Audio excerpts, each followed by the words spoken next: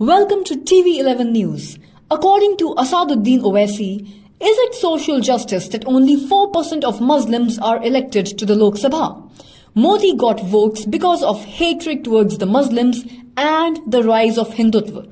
The BJP wants to erase the Muslims and the opposition remains silent on the atrocities committed against them. These statements are as stated by Asaduddin Owaisi in the Lok Sabha. और मैंने amendments भी दिए हैं present address के लिए।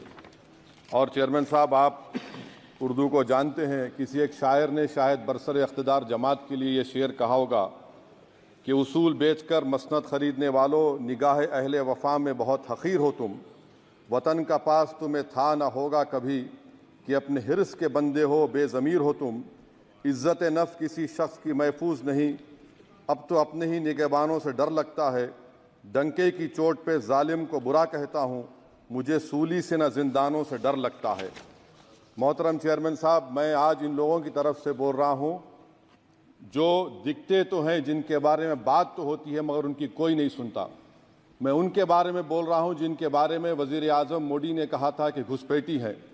मैं उन बेटियों और माओं के बारे में कह रहा हूँ जिनके बारे में मोदी ने कहा कि ज़्यादा बच्चे पैदा करते। मैं उन मासूम नौजवानों के बारे में कह रहा हूं जिनको मॉब लिंचिंग के ज़रिए मारा जा रहा है। मैं उन बेज़ुबान माँ और बाप के बारे में बोल रहा हूं जिनकी औलाद आज इस हुकूमत के गलत कानून के चक्कर में जेलों में सड़ रहे हैं।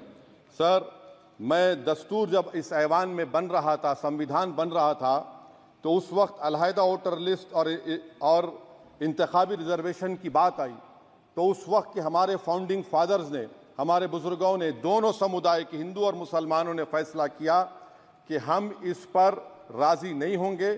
बल्कि उन्होंने क्या कहा था, हमारे फाउंडिंग फादर्स ने, उन्होंने मुखालिफत की थी अलहदा वोटर लिस्ट की और इंतखाबी रिजर्वेशन की। उन्होंने कहा था, I quote sir, it is the duty of majority community to ensure that minorities are elected in the representative numbers. BJP मुसलमानों की नफरत पर जीतती है और मुसलमानों के नाम निहाद मसीहा मुसलमानों के 90% ज़्यादा वोट हासिल करते हैं, मगर फिर भी इस ऐवान के दरवाजे नहीं खुलते मुसलमानों के लिए और सिर्फ 4% मुसलमान जीत कर आते हैं। सर, संविधान सिर्फ एक किताब नहीं है जिसे चूमा जाए, संविधान एक किताब नहीं है जिसे दिखाया जाए, संविधान एक सिंबल भी है, मगर संविधान एक हमारे बुजुर्गों के ख्वाबों की किताब है। हमारे जमहूरियत को हमारे बुजुर्गों ने इस तरह समझा, हमारे फाउंडिंग फादर्स ने इस तरह जमहूरियत को समझा कि इसमें हर समुदाय और मजहब और समाज के मानने वाले लोगों की राय को शामिल किया जाएगा इस मुल्क को चलाने के लिए। मगर इस ऐवान में सिर्फ 4% मुसलमान जीत कर आते हैं। मैं संविधान से जो मोहब्बत के दावे करते हैं उनसे कहूंगा कि कभी उठाकर पढ़ो कॉन्स्टिट्यूएंट असेंबली डिबेट्स में कि नेहरू ने, H.C. मुखर्जी ने, सरदार हुकुम सिंह ने माइनॉरिटीज़ के बारे में क्या कहा था। सर, वतन अजीज़ का मुस्तकबिल कैसा होगा जब बीजेपी मुझे गायब करना चाहती है और दीगर हिज़्ब इख्तिलाफ की पार्टियां के लिए मेरा वजूद सिर्फ वोट डालना और अपनी खबर में जाकर सो जाना है। इसीलिए आप देखते हैं कि समाजी इंसाफ है सर कि 4% मुसलमान जीत कर आते हैं।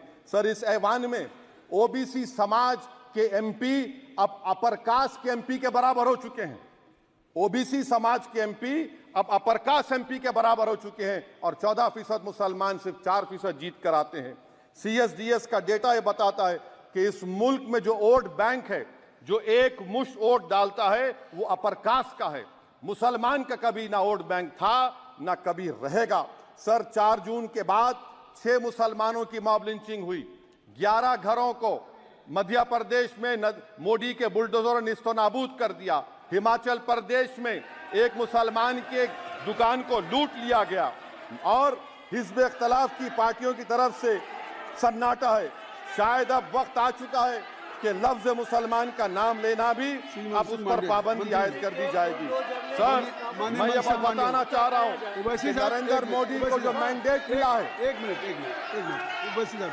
आप लोग बैठ जाएं, कृपया आप लोग बैठ जाएं। श्री मनसुख मांडविया जी, आप लोग बैठ जाएं, कृपया माननीय सदस्य बैठ जाएं। श्री मनसुख मांडविया जी, कृपया आप लोग बैठ जाएं।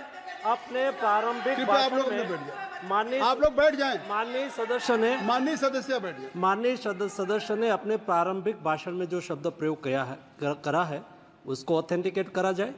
और अभी उन्होंने उल्लेख करा कि मोदी के बुलडोजर ने वहाँ मॉब लिंचिंग करा है, उसको भी ऑथेंटिकेट करा जाए। निश्चित तौर से इसको ठीक है। ओवैसी साहब जब भी कोई बात नहीं सर, आप चेयर पर बैठे हैं जी, इसलिए आप मंत्री जी को पेट में दर्द हुआ, माशाल्लाह, शुक्रिया उनका। नहीं, तो सर मैं ये बोल मंत्री की रहा था, जवाबदेही है अरे ये नहीं, मंत्री इससे की बुरी बात क्या है? पेट में दर्द हो सकता है, वो दर्द ये सब ठीक अच्छा है। दर्द हुआ, चलिए दर्द हुआ, दिल का दर्द हुआ।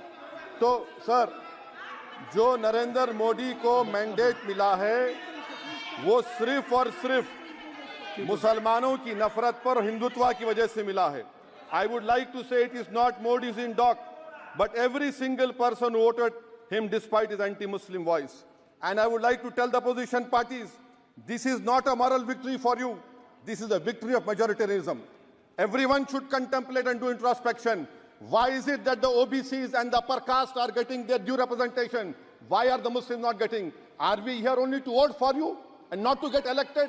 If that is the case, please tell us that we are only here to vote for you. Sir, आज भारत के आधे नौजवान बेरोजगार हैं और रोजगार की तालाश, बेरोजगारी का आलम यह है सर कि मोदी सरकार के 5 साल में 75 लाख एस्पिरेंट्स की जिंदगी बर्बाद हो गई, 6 पेपर लीक हुआ। बेरोजगारी का आलम यह है सर कि रशिया जा रहे हैं, वहां जाकर अपनी जानों को दे रहे हैं। बेरोजगारी का आलम यह है कि नरेंद्र मोदी रोजगार का कैंप चलाती है नौजवानों के लिए कि तुम इजराइल में जाकर काम करो, उनको कैनन फॉडर बना रही है ताकि फलस्तीनियों की जायदादों को हड़प कर सके। ये भी कंक्लूड कर। अरे सर मेरा टाइम है, कहाँ टाइम है सर? आप ये टाइम ले लिए मेरा सर, मैं 2 मिनट दीजिए।